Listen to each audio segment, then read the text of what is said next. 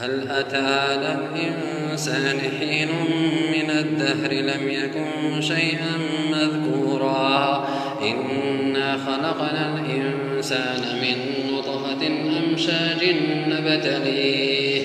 نبتليه فجعلناه سميعا بصيرا إنا هديناه السبيل إما شاكرا وإما كفورا إنا أعتدنا للكافرين سلاسلا وأغلالا وسعيرا إن الأبرار يشربون من كأس كان مزاجها كافورا عينا يشرب بها عباد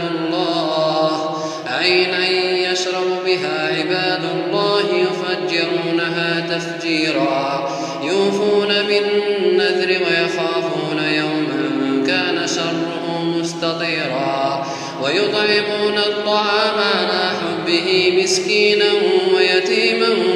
وأسيرا إنما نطعمكم لوجه الله لا نريد منكم جزاء ولا شكورا إنا نخاف من ربنا يوما عبوسا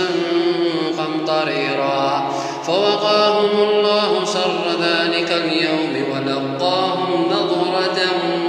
وسرورا وجزاهم بما صبروا جنة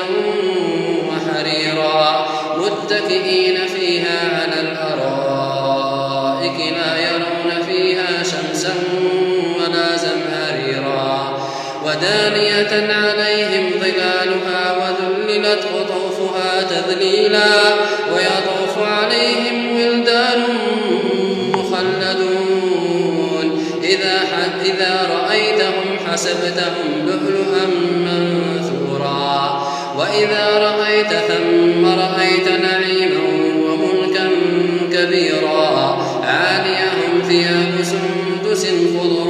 واستبرق وحلوا أساور من فضة وسقاهم ربهم شرابا طهورا إن هذا كان لكم جزاء